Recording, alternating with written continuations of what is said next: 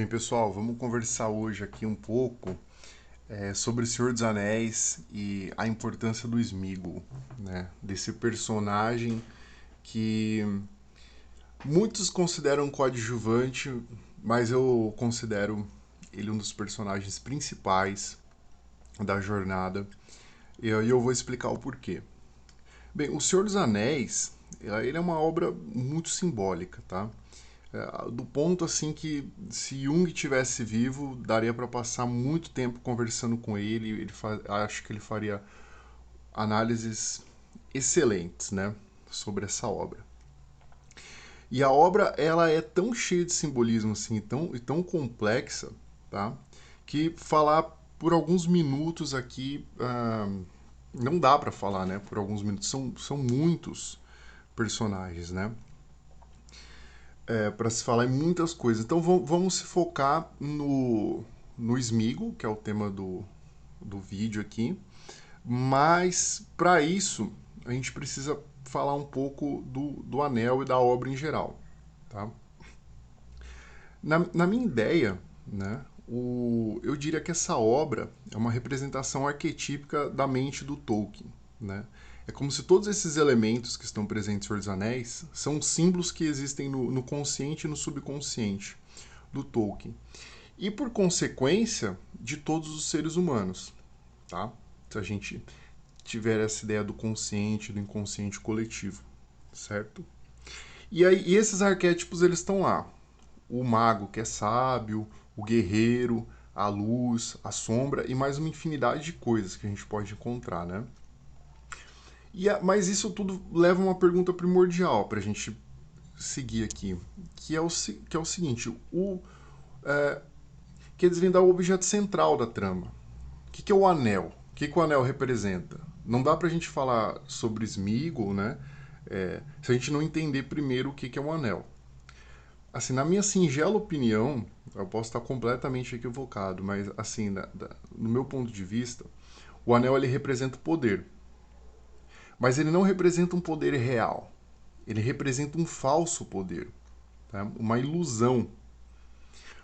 Por quê? Porque o seu possuidor, ele é amaldiçoado. Né?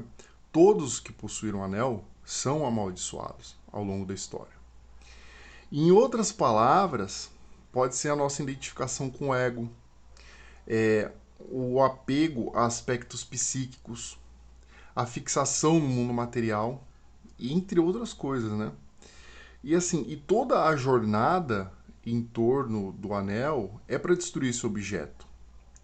Ok, porém, quanto mais próximo nós ficamos dele, mais atraídos e identificados nós nos tornamos, né?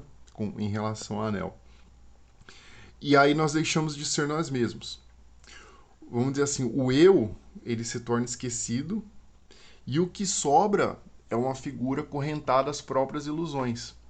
E isso fica claro com o Frodo. O Frodo, ele, em alguns momentos na jornada, no livro e no filme, você vê que ele acontece uma descaracterização de quem ele é. Ele começa a mudar a personalidade dele, mudar os sentimentos dele, né? Então, tem essa ideia em torno do anel, da descaracterização de quem o possui. Né? Que ele acaba sendo corrompido. Acho que essa é a palavra ideal. E aí aqui vou deixar aqui um ensinamento do Epiteto que cabe bem nessa situação, que é o seguinte: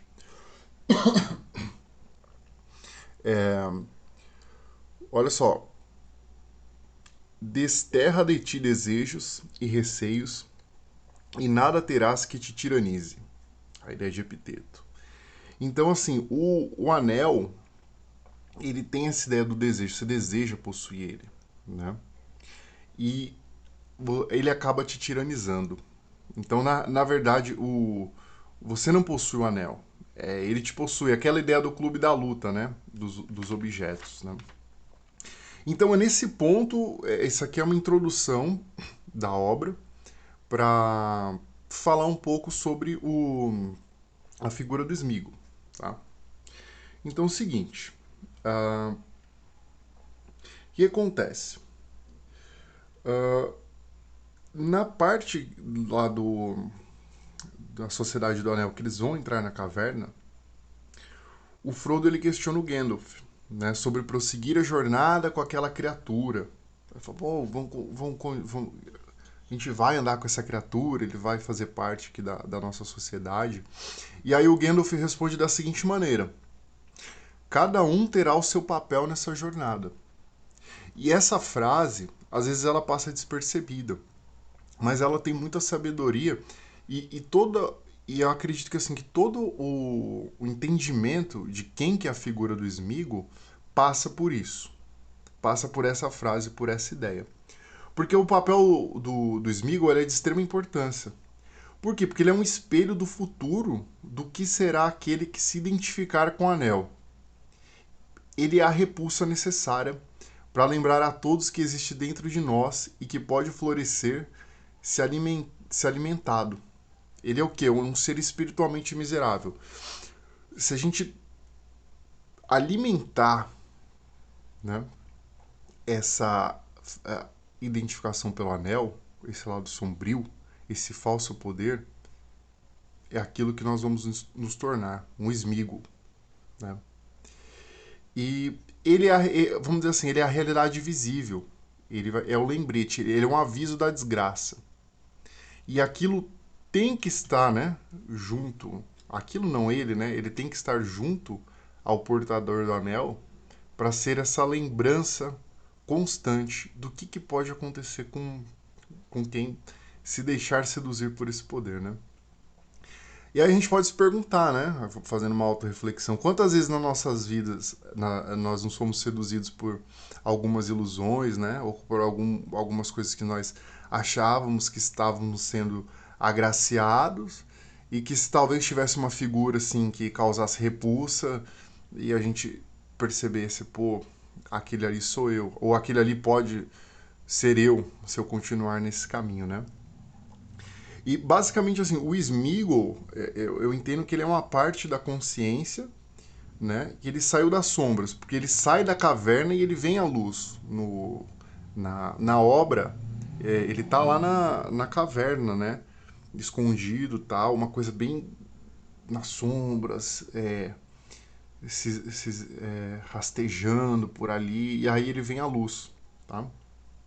E ele causa um desconforto, né? E é normal, assim, quando você faz uma viagem de autoconhecimento, esse tipo de coisa, você vai ver coisas que existem dentro de você que vai causar um desconforto, Sméagols, né? Mas para você superar, você precisa entrar em contato. Então é muito melhor enxergá-lo e conduzi-lo junto ao anel até as montanhas de Mordor do que deixar ele vivendo ali nas sombras, né? E ainda seguindo nessa ideia de não se deixar seduzir por essas coisas, isso é um ensinamento cristão também, um ensinamento milenar.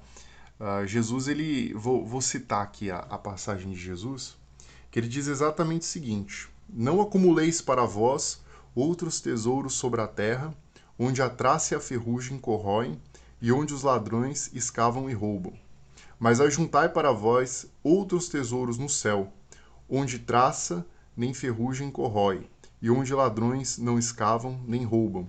Porque onde está o teu tesouro, aí também estará o teu coração. Vou repetir aqui, ó.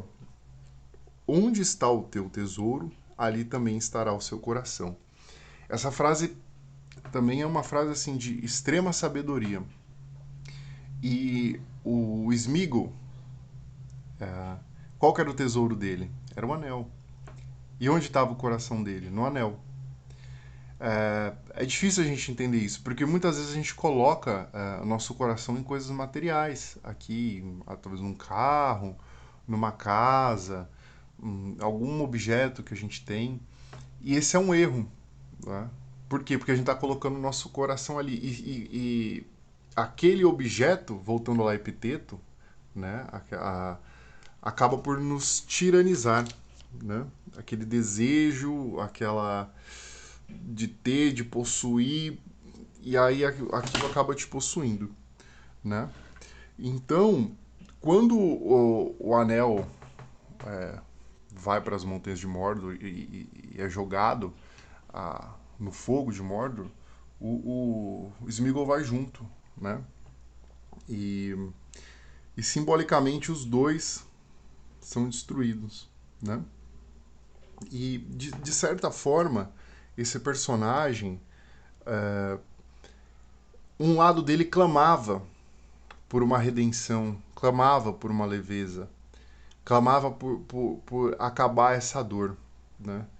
Então ali ele é destruído junto com o anel, né? E também ele encontra uma certa paz, né? Porque ele não conseguiria mais se livrar. Mas lembrando que ele é apenas um dos personagens de uma trama muito complexa, né? E assim uma reflexão final que sempre quando a gente pensa sobre Sméagol, sobre esse papel simbólico dele, é o seguinte: e quanto a nós, né?